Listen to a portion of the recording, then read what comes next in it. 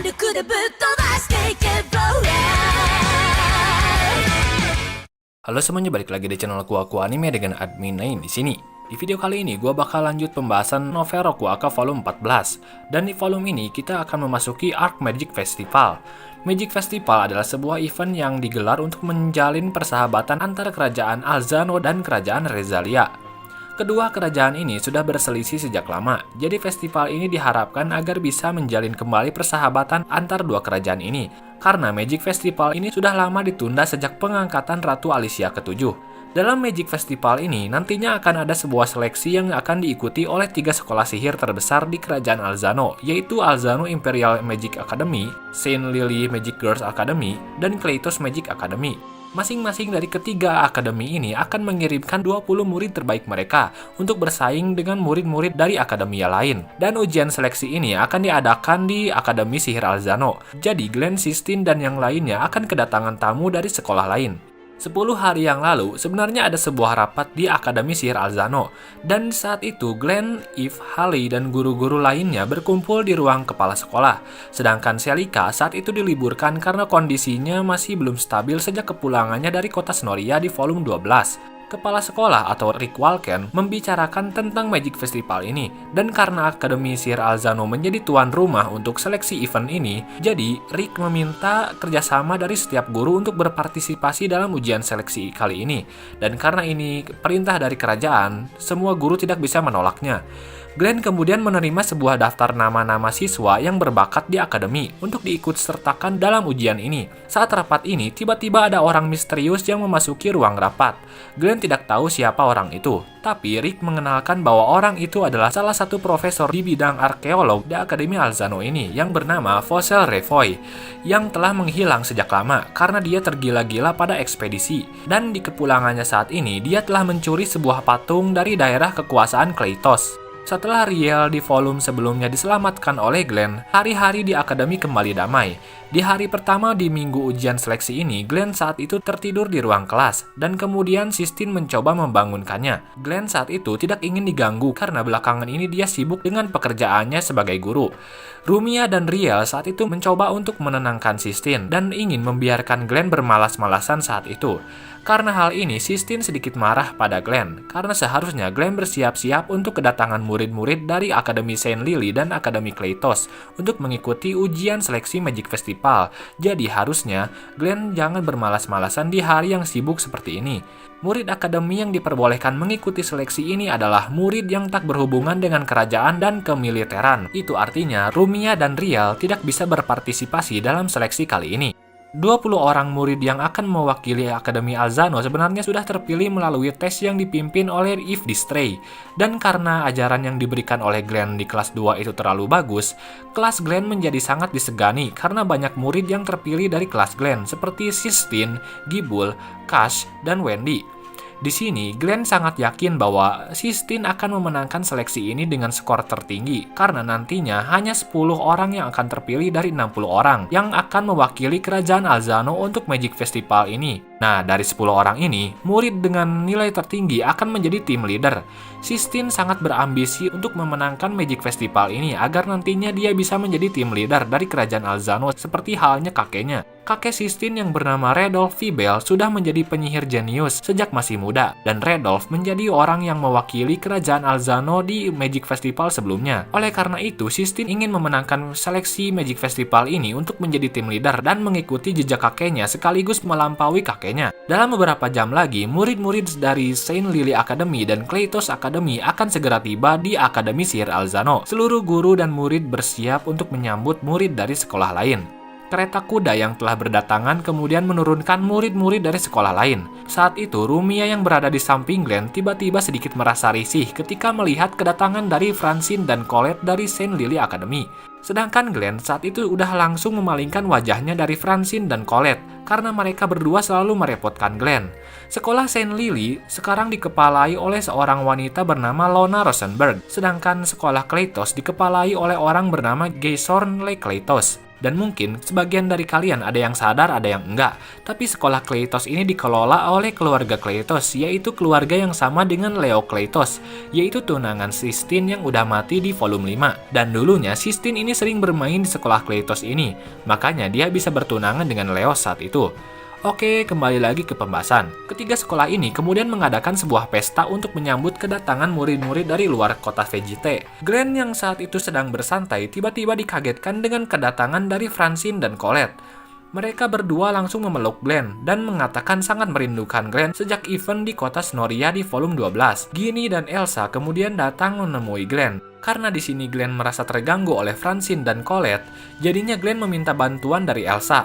Elsa saat itu langsung bersiap untuk menebas Francine dan Colette. Tiba-tiba Riel datang menemui Elsa, dan Elsa bersama Riel kemudian malah meninggalkan Glenn yang saat itu dipeluk secara erat-erat oleh Francine dan Colette. Tak lama kemudian, Sistine dan Rumia datang untuk membantu Glenn. Di sini terjadi pertarungan antara Francine, Colette, dan Sistine Rumia. Dan karena pertarungan mereka, seluruh murid yang ada di sana menjadi terpicu emosi dan saling tawuran sihir di pesta itu. Ya, biasalah kalau beda sekolah pasti kayak tawuran gitu. Tapi kemudian pergerakan seluruh murid terhenti oleh sihir dari seseorang bernama Revin Kleitos. Seluruh orang yang ada di sana tidak bisa bergerak, termasuk Glenn. Revin kemudian menyombongkan dirinya karena seluruh orang yang ada di sana sangat lemah. Seketika, entah bagaimana, Sistine tiba-tiba mendatangi Revin dengan membawa Rumia. Revin adalah sepupu dari Leos, dan ketika dia mendengar nama Fibel, dia ingat bahwa Sistine adalah tunangan dari Leos. Di sini, Revin dan Sistine saling menantang satu sama lain. Setelah itu, Revin melepas sihir pengikatnya dan kemudian membebaskan seluruh orang yang sebelumnya tidak bisa bergerak itu. Setelah kepergian Revin, Sistine hampir pingsan karena dia ternyata memaksa dirinya untuk berhadapan dan menantang Revin. Di lain tempat, Glenn melihat seorang murid wanita dari Akademi Kleitos yang menatap Sistine dengan penuh kebencian. Setelah insiden itu, Glenn, Sistine, Rumia, dan Riel akan segera pulang ke rumah masing-masing. Tapi di perjalanan mereka, Glenn melihat seseorang dari tempat yang gelap di sebuah gang yang sempit. Kemudian muncullah seorang wanita yang menatap Sistine dengan penuh kebencian tadi. Sistine ternyata mengenali orang itu dan menyebutkan bahwa namanya adalah Ellen Kleitos, yaitu adik dari Leos Kleitos. Ellen menjelaskan bahwa saat ini keluarga Kleitos sedang menentukan kepala keluarga selanjutnya.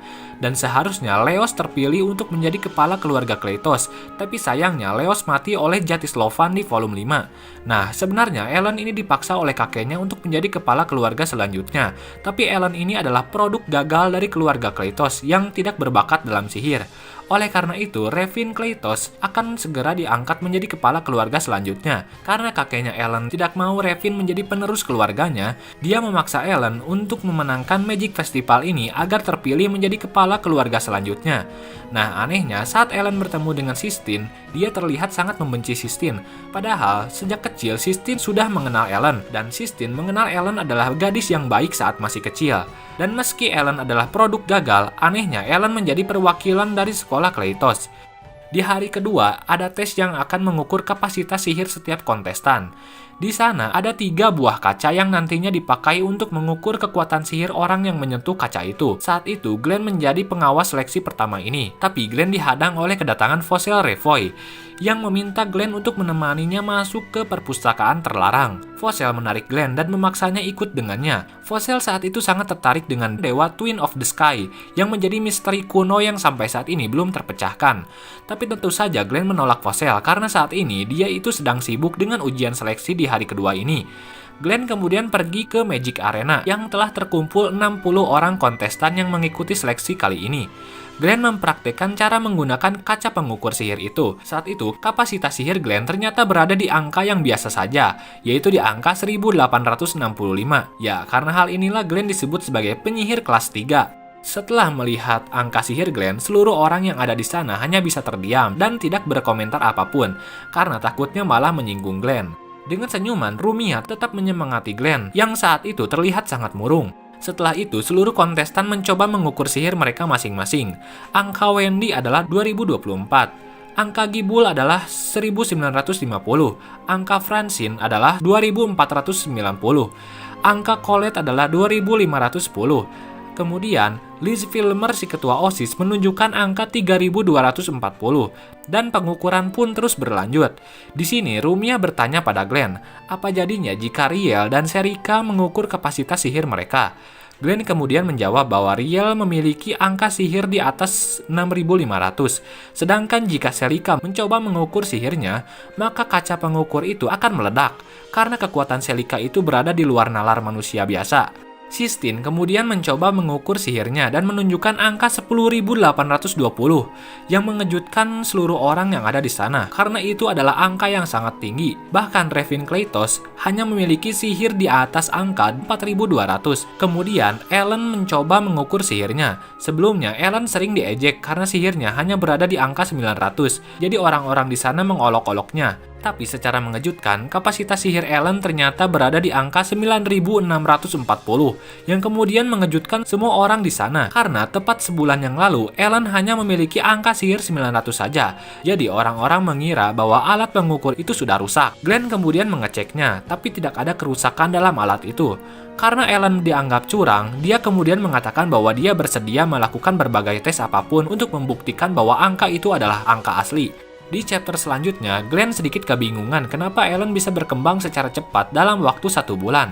Memang benar bahwa seorang penyihir bisa meningkatkan kapasitas sihir mereka, tapi dalam kasus Ellen itu sangat tidak wajar jika seorang penyihir bisa meningkatkan kapasitas sihirnya 10 kali lipat dalam waktu 1 bulan. Kemudian di hari ketiga, akan ada tes tertulis yang harus diikuti oleh seluruh peserta seleksi. Dan di dalam tes ini, Haley telah memasang sihir untuk mencegah adanya kecurangan. Dan jika ada orang yang ketahuan curang dalam ujian tertulis ini, maka peserta itu akan langsung didiskualifikasi. Glenn di sini juga berperan sebagai pengawas ujian. Dan saat itu Rumia bertanya mengenai tes ini. Glenn mengatakan bahwa ujian kali ini akan ada 20 soal yang masing-masing bernilai 50 poin. Dan Glenn mengatakan bahwa skor tertinggi seharusnya hanya 950. Mustahil bagi seorang siswa bisa meraih nilai sempurna, karena soal terakhir itu sangat sulit untuk dijawab. Bahkan Glenn tidak paham dengan soal itu meski sudah memahami dan membaca jawabannya berkali-kali. Jadi Glenn berasumsi bahwa skor tertinggi hanya 950 dan mustahil ada orang yang bisa mencapai nilai sempurna. Saat tes dimulai, seluruh peserta mulai menjawab soal-soal ujian itu, dan di sini Glenn menemukan sebuah keanehan. Glenn saat itu melihat Ellen yang menjawab soal ujian itu tanpa membuka lembaran soal. Ellen kemudian menyadari tatapan dari Glenn ini, dan dia tiba-tiba membuka lembaran soalnya. Glenn menghubungi Haley karena curiga adanya kecurangan, tapi Haley mengatakan bahwa ujian itu berjalan normal tanpa adanya kecurangan. Setelah ujian selesai, seluruh murid dari kelas Glenn berkumpul di kantin akademi, dan kemudian membicarakan soal-soal yang ada di ujian tadi. Cash, Gibble, Wendy, dan bahkan Sistine mengatakan bahwa mereka kesusahan saat menjawab pertanyaan terakhir, seperti yang sudah disebutkan oleh Glenn sebelumnya, bahwa pertanyaan terakhir ini tidak bisa dijawab oleh siapapun. Sistine mengatakan bahwa soal terakhir itu berisi tentang masalah ruang dan waktu yang sulit untuk dipahami. Tak lama kemudian hasil tes dari ujian sebelumnya telah diumumkan. Sistine memiliki nilai 950 karena dia tidak bisa menjawab pertanyaan terakhir tadi. Dan Glenn kemudian dikejutkan karena Ellen ternyata memiliki nilai sempurna yaitu 1000. Glenn kebingungan kenapa Ellen bisa menjawab pertanyaan sesulit itu. Ellen mengatakan bahwa dia sama sekali tidak melakukan kecurangan. Lagian, Glenn juga nggak punya bukti kalau Ellen itu curang dalam ujian. Setelah seluruh murid bubar, Glenn berada di ruang guru dan kemudian memikirkan bagaimana caranya Ellen bisa menjawab pertanyaan itu. Eve tidak tahu alasannya karena Glenn adalah orang tercerdas di antara guru-guru di sana. Jadi jika Glenn saja tidak paham dengan jawabannya, maka semua orang pun sama. Eve kemudian meninggalkan ruang guru dan meninggalkan Glenn sendirian di sana. Glenn mencoba membaca lagi pertanyaan terakhir itu, tapi tetap saja dia tidak bisa memahaminya. Kemudian Glenn mencoba mencari tahu siapa orang yang telah membuat pertanyaan sulit itu. Dan boom, Glenn ternyata mengenal orang yang membuat pertanyaan sulit itu. Setelah mengetahui itu, Glenn pergi mencari Ellen di seluruh akademi dan kemudian menemukan Ellen yang sedang berada di atap akademi bersama kepala sekolah akademi Kleitos yaitu Gaysorn. Jason ternyata adalah kakek dari Ellen dan saat itu dia sedang memuji Ellen karena berhasil mendapat nilai sempurna dalam ujian sebelumnya. Glenn menguping di belakang pintu menuju atap. Kemudian Jason pergi meninggalkan Ellen. Ekspresi Ellen yang sebelumnya terlihat ceria tiba-tiba berubah menjadi ekspresi penuh kebencian seperti biasanya. Lalu Glenn keluar dari persembunyiannya dan secara tidak sengaja Glenn menabrak Ellen hingga terjatuh. Glenn meminta maaf dan kemudian mengambil jam saku yang terjatuh dari Ellen. Jam saku itu terlihat sangat antik dan kemudian ada tulisan kuno yang bertuliskan Rekil. Glenn melihat ada bagian yang menghilang dari jam itu, yaitu bagian mahkotanya.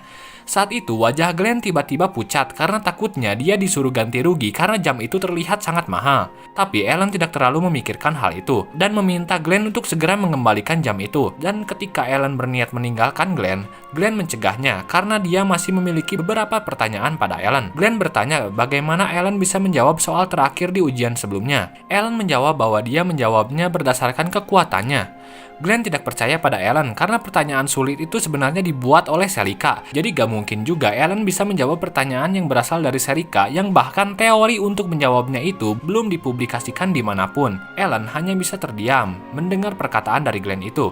Kemudian Ellen memperingatkan Glenn agar sebaiknya Glenn tidak berurusan dengan Ellen. Tak lama kemudian terdengar suara keras yang menghantam dada Glenn. Tanpa diketahui penyebabnya, tiba-tiba dada Glenn langsung bolong seperti donat dan mengeluarkan darah. Glenn akan mati di sini, tapi sebelum mati dia melihat sebuah bayangan monster dengan sayap yang muncul di sebelah Ellen. Dan ketika mendekati ajal, Glenn tiba-tiba teringat kilas baliknya seperti bayangan orang-orang yang dia temui seperti Sistine, Rumia, Riel, Eve, dan lain-lain. Ellen berharap agar Glenn mendapat pelajaran dan tidak mencoba mengganggunya lagi. Setelah itu Glenn mati. Di chapter berikutnya, cerita kembali ke awal, di saat Glenn dibangunkan oleh Sistine yang terlihat marah karena Glenn bermalas-malasan. Nah, di sini intinya Glenn tidak mengingat apa yang telah terjadi sebelumnya. Dan cerita di sini itu sama persis seperti awal cerita tadi. Francine dan Colette akan bertarung dengan Sistine dan Rumia dan kemudian dihentikan oleh Revin. Sistine menantang Revin. Glenn melihat gadis yang menatapnya dengan tatapan kebencian. Ya, gadis itu adalah Ellen. Dan di perjalanannya pulang, Glenn merasakan hawa keberadaan seorang gadis di sebuah gang sempit yang gelap. Glenn mencurigai gang itu. Dan secara mengejutkan, Nameless tiba-tiba muncul di hadapan Glenn. Saat itu, Nameless memiliki wujud yang menyerupai hantu, dan Sistine, Rumia, dan Riel tidak bisa melihat Nameless.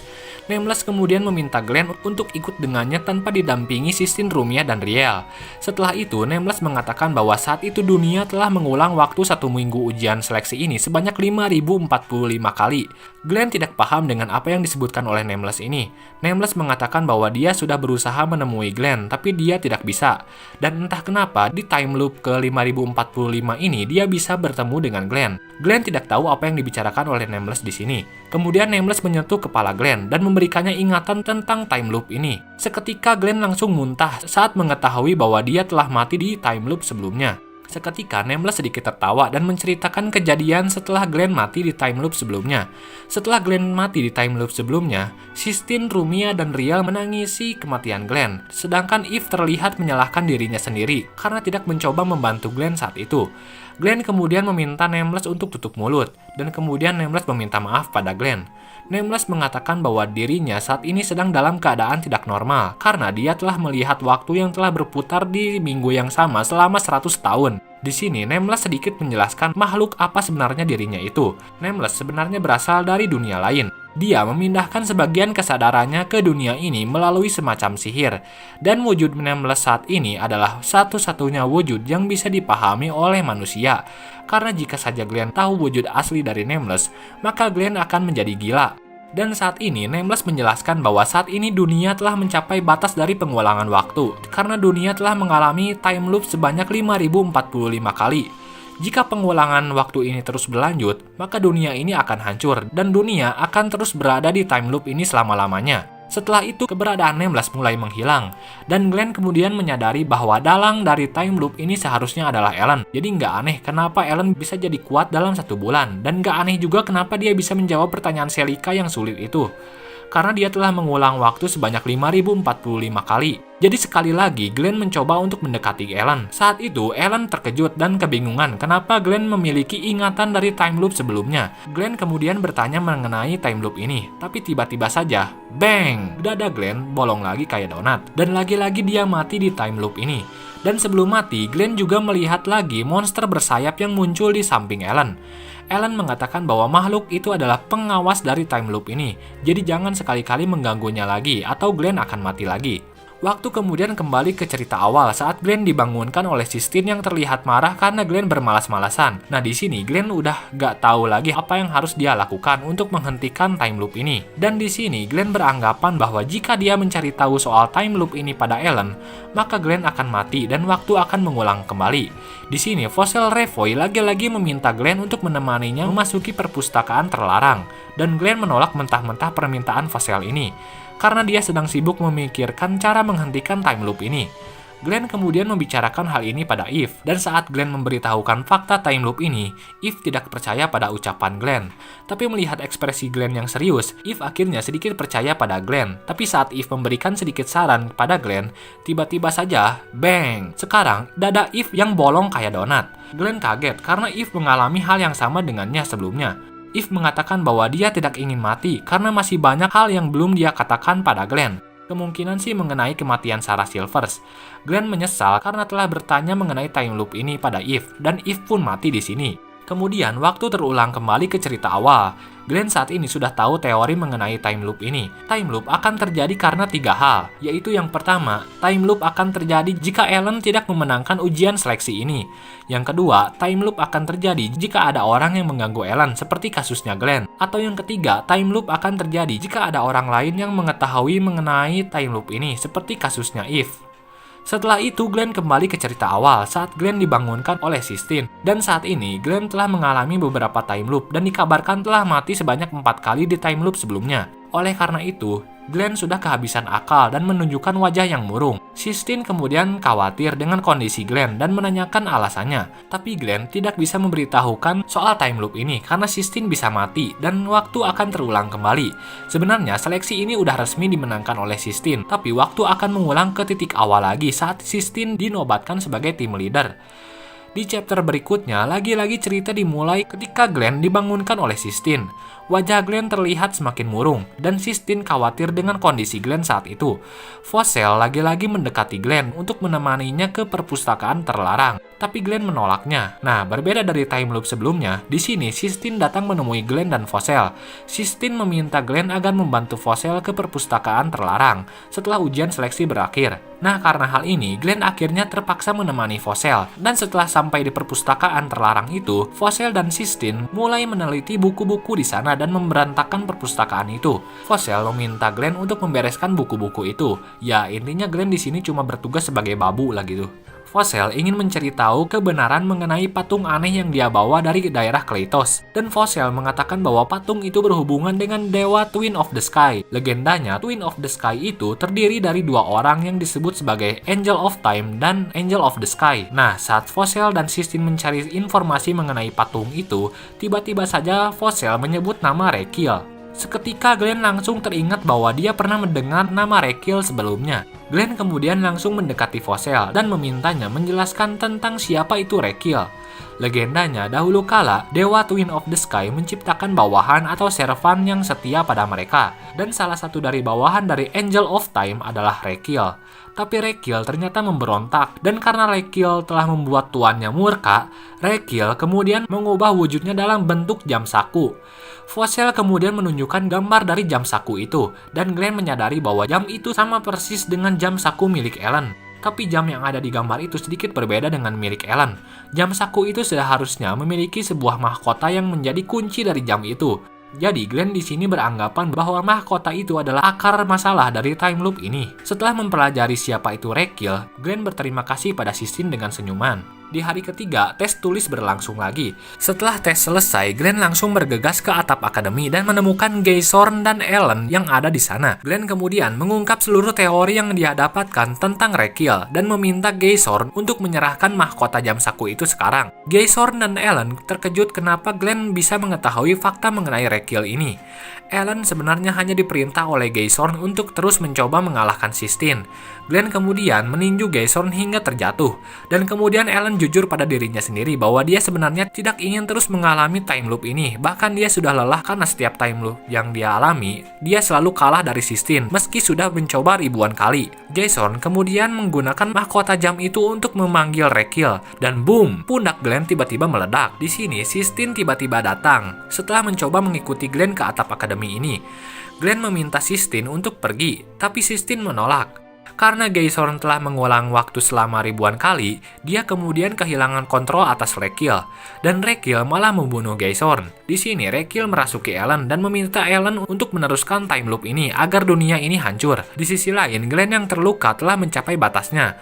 Glenn meyakinkan Sistine untuk membiarkannya mati dan menyuruhnya pergi karena Glenn tahu bahwa waktu akan terulang kembali. Sistine tidak mengerti perkataan Glenn, tapi dia mengatakan bahwa di suatu waktu, jika dia punya kesempatan untuk menyelamatkan Glenn, maka dia tidak ingin menyia-nyiakannya lagi. Setelah itu, Glenn mati lagi karena kekurangan darah. Nah, berbeda dengan sebelumnya, di sini Glenn masuk ke alam bawah sadarnya dan bertemu dengan Nameless di sana. Nameless memperingatkan Glenn untuk membunuh Rekil, karena jika dunia ini mengalami time loop lagi, maka dunia ini akan hancur dan dunia ini akan terus berada di time loop ini tanpa adanya masa depan bagi umat manusia. Nameless kemudian memberikan sebuah cara untuk mengalahkan Rekil. Di sini Nameless sedikit memohon pada Glenn untuk membebaskan Rekil. Glenn kemudian menyadari bahwa Rekil adalah seseorang yang dikenal oleh Nameless. Glenn kemudian berjanji pada Nameless untuk menyelamatkan Rekil dan juga dunia ini. Glenn pun kembali ke dunianya. Ya, cerita dimulai lagi saat Glenn dibangunkan oleh Sistine. Dan saat itu, Sistine tiba-tiba mengatakan bahwa dia bermimpi Glenn mati saat bertarung dengan seekor monster. Glenn terkejut kenapa Sistine bisa punya ingatan dari time loop sebelumnya.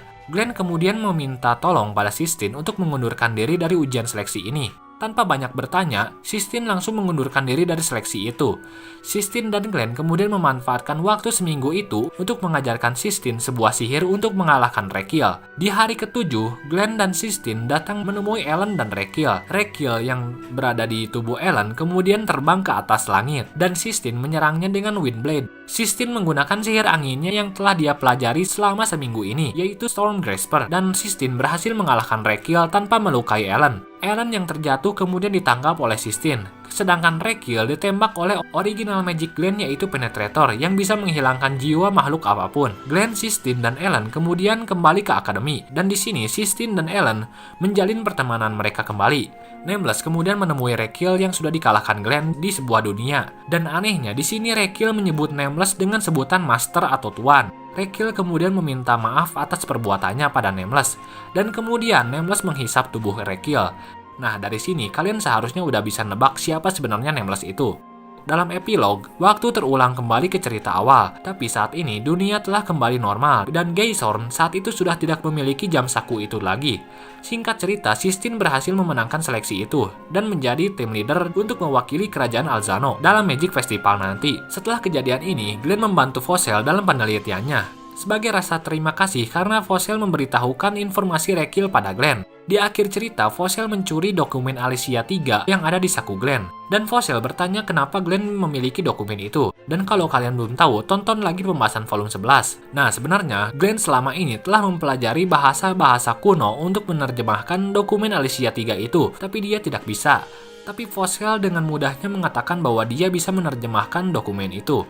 Fossel kemudian mengungkap bahwa nama aslinya adalah Fossel Revoy Ertoria, yaitu keturunan langsung dari Loran Ertoria, yaitu sahabat Alicia 3 pada 400 tahun yang lalu. Cerita pun berakhir di sini. Oke, mungkin segini dulu pembahasan kali ini. Untuk pembahasan volume 15 akan gua bahas di minggu depan. Jika kalian ada saran, kritik, atau request mengenai video yang gua buat, silahkan komentar di bawah. Sampai jumpa lagi di video selanjutnya. Bye-bye. 切に思ったんだ明けの見えぬ雲の間光を見た気がした